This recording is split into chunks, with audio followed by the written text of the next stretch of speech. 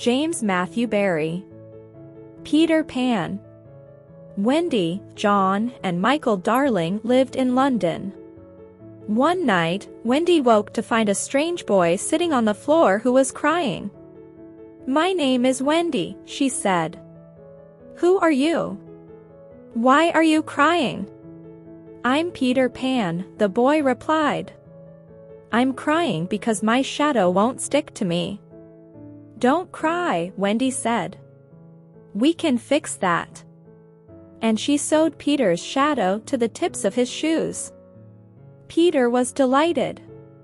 "Fly back to Neverland with me and my fairy, Tinker Bell," Peter begged.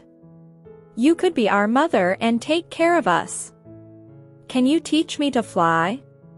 Wendy asked. Peter nodded. "Let's wake John and Michael," Wendy said. "You can teach us all to fly and then we'll leave for Neverland."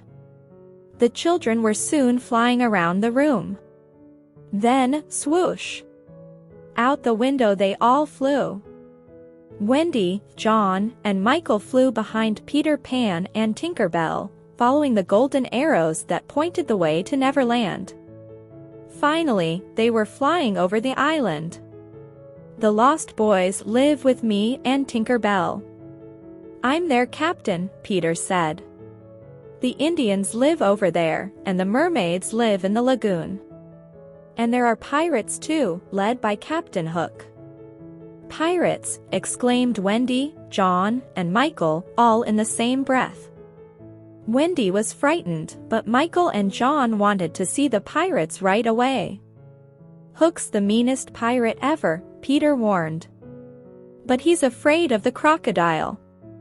The crocodile bit off Hook's hand and liked the taste so much that it follows him, hoping for more. Luckily for Hook, the crocodile swallowed a clock. It goes tick-mock and warns Hook when the crocodile is nearby. "Oh, my God, Ari!" cried Wendy, not sure if she really wanted to stay in Neverland, after all. Peter led Wendy, John, and Michael to his house under the woods. They entered through a door hidden in an old tree stump. When the Lost Boys saw Wendy, they shouted, "Hooray! Will you be our mother?" "I'm only a little girl," Wendy answered. "I have no experience." But the Lost Boys looked so sad that she said, "I'll do my best." That night Wendy tucked the boys into bed and told them the tale of Cinderella. Life was pleasant in the cozy house under the woods. Wendy took care of the boys, who explored the island during the day. At night, they gathered for meals, played make-believe games, and listened while Wendy told them stories. One day, Peter and the children went exploring near the mermaid's lagoon. Suddenly Peter yelled, "Pirates! Take cover!" The boys ran away, and Peter and Wendy hid. Peter and Wendy could see that the pirates had tied up Tiger Lily, the Indian princess. The pirates had left her on a rock in the lagoon. Peter was afraid that Tiger Lily would drown when the tide came in. He had to save her. In a voice that sounded just like Captain Hook's, he shouted, "Set her free!" "But, Captain," the pirates yelled, "you ordered us to bring her here. Let her go!" Peter roared, still sounding like Hook. I," the pirates said, and set Tiger Lily free. She swam quickly back to the Indian camp. When Captain Hook found out what had happened, he knew Peter had tricked his pirates. Hook became furious. That night, Wendy told the boys a story about 3 children who left their parents and flew to Neverland.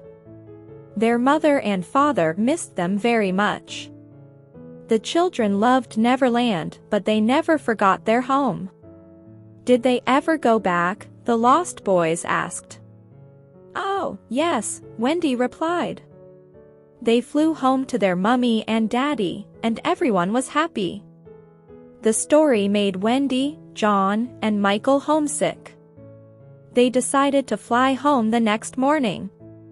"If you come back with us," Wendy told the Lost Boys, "I'm sure our mother and father would adopt you."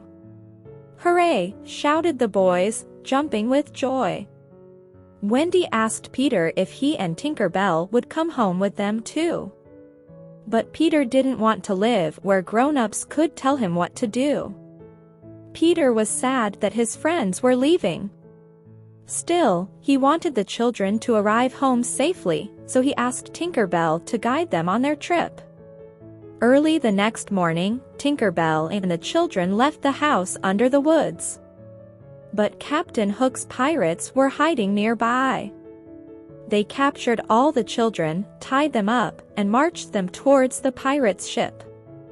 Tinker Bell escaped and hurried back to tell Peter what had happened. "It's Hook or me this time," yelled Peter to Tinker Bell as they flew off to save Wendy and the boys. On the pirates' ship, Captain Hook demanded, "Who wants to become a pirate?" The boys shook their heads. "Then make them walk the plank," Hook roared. The boys tried to look brave, but they were afraid. Suddenly, they heard the tick-tock of the crocodile. Now it was Captain Hook's turn to be afraid. But the tick-tock was only Peter, imitating the crocodile dash. He flew onto the deck and shouted, "I've got you now, Hook!" Captain Hook jumped up and swung at Peter with his sword. Peter was quick and stepped away. He slashed at Hook with his own sword until they came close to the edge of the ship. Peter lunged with his sword, and Hook fell into the sea, where the crocodile was waiting for him. And that was the end of Captain. Look. When Peter was certain that Hook was gone forever, he and Tinker Bell set off for London with Wendy and the boys. Wendy's parents were happy to see their children again.